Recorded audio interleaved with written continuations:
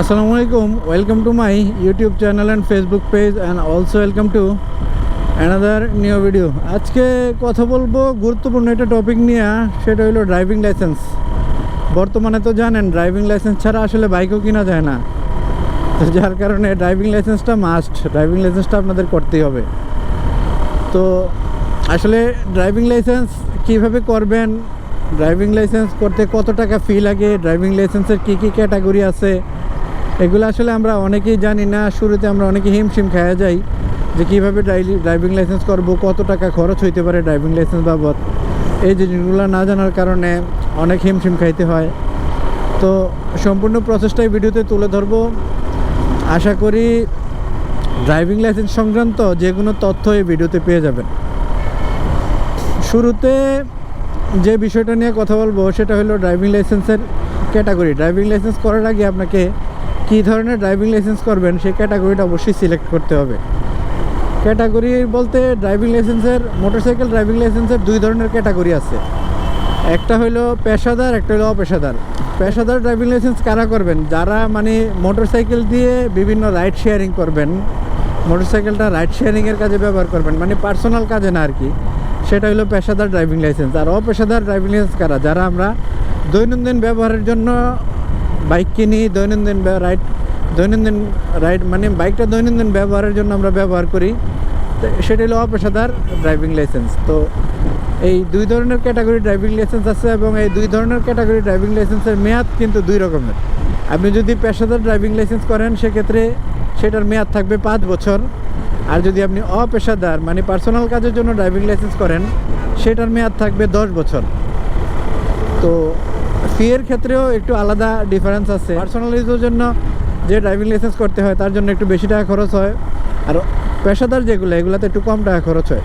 তো চলেন প্রসেসটা সম্পূর্ণ বলি। প্রথমে ড্রাইভিং লাইসেন্স করতে হলে প্রধান শর্ত হচ্ছে আপনাকে 18 বছর হইতে হবে। আপনার বাংলাদেশের ড্রাইভিং লাইসেন্স পাওয়ার নিয়ম অনুযায়ী আর কি আপনাকে 18 বছরের হইতে হবে। 18 বছর না হলে আপনি ড্রাইভিং লাইসেন্স বানাইতে পারবেন না। তো এটা 18 বছর তারা এটা ভেরিফাই করবে কিভাবে? এটা ভেরিফাই করবে প্রথমে আপনার কাছ থেকে তারা এনআইডি কার্ডের কপি নেবে। ড্রাইভিং লাইসেন্স করতে শুরুতে আপনার এনআইডি কার্ডের কপি লাগবে। তারপরে একটা শিক্ষাগত যোগ্যতা সার্টিফিকেট লাগে। আপনার সর্বোচ্চ শিক্ষাগত যোগ্যতা সেটা দিয়ে অ্যাপ্লাই করতে পারবেন, অথবা আপনি চাইলে 8ম শ্রেণী পাশের সার্টিফিকেট যদি থাকে সেটা দিয়ে অ্যাপ্লাই করতে পারবেন। তো সার্টিফিকেট না থাকলেও আসলে সমস্যা নাই। 8ম শ্রেণীর সার্টিফিকেট একটা যে কোনো স্কুল থেকে যদি উঠায় নেন তাও আপনি ড্রাইভিং লাইসেন্স করতে পারবেন, এটা নিয়ে টেনশনের কিছু নাই। তো এই গেল দুইটা বিষয়। দেন আপনাকে ছবি লাগবে, পাসপোর্ট সাইজের ছবি এবং স্ট্যাম্প সাইজের ছবি, 2 সাইজের ছবি আপনার লাগবে। এছাড়া আরেকটা জিনিস লাগবে আপনার, সেটা হলো আপনার শারীরিক সুস্থতার সার্টিফিকেট, মেডিকেল সার্টিফিকেট আর কি যেটাকে বলে। এই মেডিকেল সার্টিফিকেট আপনাকে দিতে হবে। তো এটা আসলে মেডিকেল সার্টিফিকেট আপনি এটা নিয়েও ভয় পাওয়ার কিছু নাই। পরিচিত ডাক্তার থাকলে তাদের কাছ থেকেও নিতে পারেন, অথবা বিআরটিএর পাশে যে দোকানগুলো আছে, এটা হলো সোজা রাস্তা আর কি। বিআরটিএর পাশে যে দোকানগুলো আছে তাদের কাছে গেলে তারা আপনাকে একটা মেডিকেল সার্টিফিকেট তৈরি করে দিবে, কিন্তু তাদেরকে কিছু টাকা দিতে হবে। এই সম্পূর্ণ লার্নার প্রসেসটা করতে আপনার সরকারি ফি খরচ হবে, ডকুমেন্টেশন সব নিয়ে 500 টাকা। বাট এটা যদি আপনি কাউকে না বুঝেন, কাউকে দিয়ে কন্ট্রাক্টে করান, বিআরটিএর পাশে যে দোকানগুলো আছে তাদেরকে দিয়ে কন্ট্রাক্টে করান, তাহলে হয়তো আপনার 600 থেকে 700 টাকার মতো খরচ হবে। এই গেল লার্নার আবেদন করার। যেদিন লার্নার আবেদন করবেন ওই দিনই পেয়ে যাবেন। লার্নার আবেদন করার 2 থেকে 3 মাসের মধ্যে আপনাকে একটা ডেট দিবে বিআরটিএ থেকে। ওই লার্নারের মধ্যে একটা ডেট থাকবে, ওই ডেট অনুযায়ী আপনাকে দেন পরবর্তী প্রসেসে যাইতে হবে। তো পরবর্তী প্রসেসের মধ্যে আছে কি? পরবর্তী প্রসেসের মধ্যে প্রথমে আপনাকে যেটা করতে হবে, আপনার যে লার্নার যে পাইছেন এই লার্নারের মূল কপি আপনার লাগবে।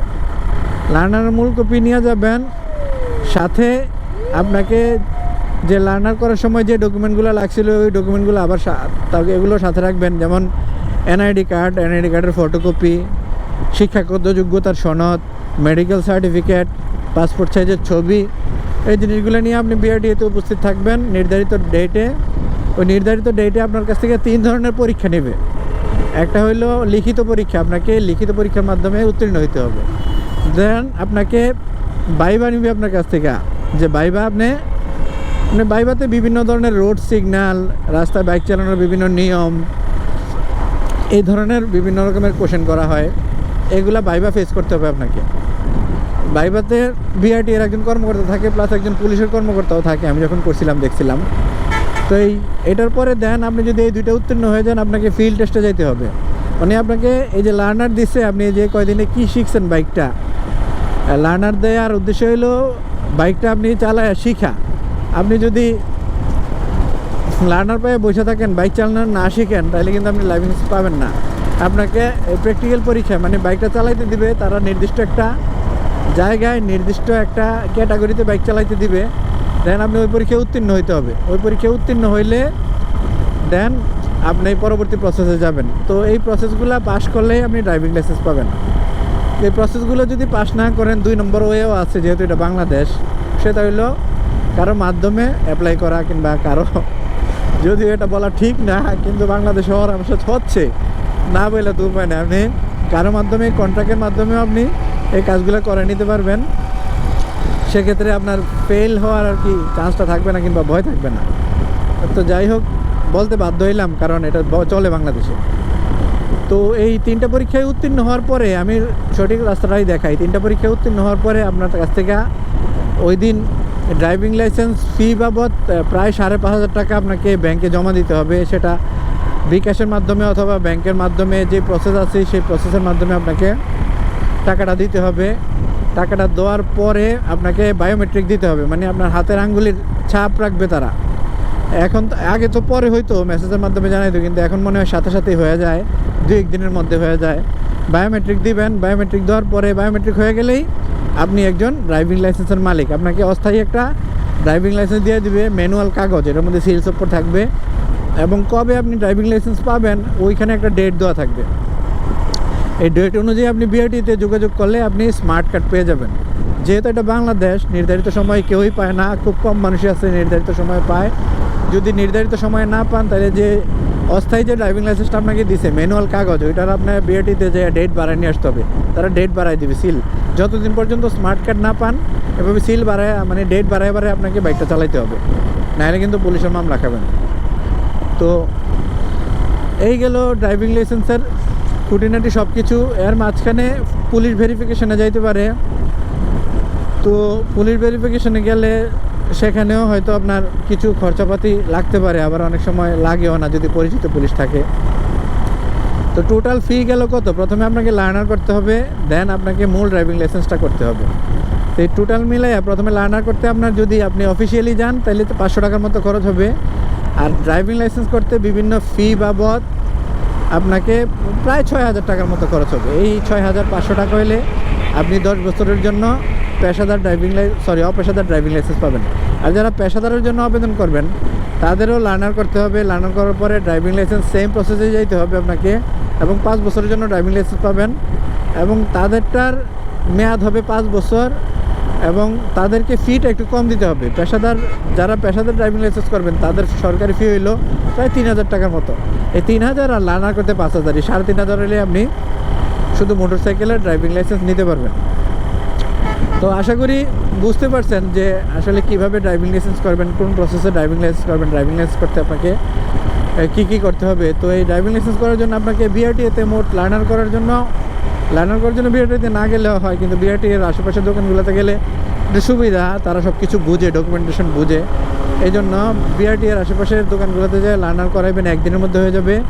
দেন ড্রাইভিং লাইসেন্স পরীক্ষার জন্য আপনাকে 1 দিন যাইতে হবে, বায়োমেট্রিকের জন্য হয়তো আরেক দিন যাইতে হবে, দেন স্মার্ট কার্ড আনার জন্য কিংবা ডেট বাড়ানোর জন্য ধাপে ধাপে আপনাকে হয়তো কয়েকবার বিআরটিএতে যাইতে হবে। তো আশা করি বুঝতে পারছেন ড্রাইভিং লাইসেন্স কীভাবে আপনি পাবেন। তো ড্রাইভিং লাইসেন্স পাওয়ার পরে আরেকটা ধাপ, সেটাও বলে দেই। ড্রাইভিং লাইসেন্স পাওয়ার পরে তো শুধু ড্রাইভিং লাইসেন্স তো আপনি 10 বছর মেয়াদ, 10 বছর পরে আপনি কী করবেন? 10 বছর পরে তো মেয়াদ শেষ হয়ে যাবে, তখন আপনাকে কী করতে হবে? তখন আপনার যে ড্রাইভিং লাইসেন্সের মূল যে কপি সেটা আপনি সাথে নিয়ে যাবেন না। প্রথমে বিআরটিএর পোর্টালে আপনাকে একটা আবেদন করতে হবে যে আপনি ড্রাইভিং লাইসেন্স নবায়ন করতে চান। তাদের এখানে একটা আপনার পোর্টালে আবেদন করার জন্য একটা আইডি খুলতে হবে, দেন আবেদন করতে হবে। এগুলো যদি না বোঝেন, বিআরটিএর আশেপাশের দোকানগুলোতে গেলে তারা করে দেবে, হয়তো 100-200 টাকা নেবে, তারা আবেদনটা করে দিবে। আবেদন করার পরে আপনাকে সেম আগের প্রসেসে ফি দিতে হবে। অপেশাদারের জন্য প্রায় 4,500 থেকে 5,000, আর পেশাদারের জন্য 3,000 টাকার মতো নবায়ন ফি দিতে হবে।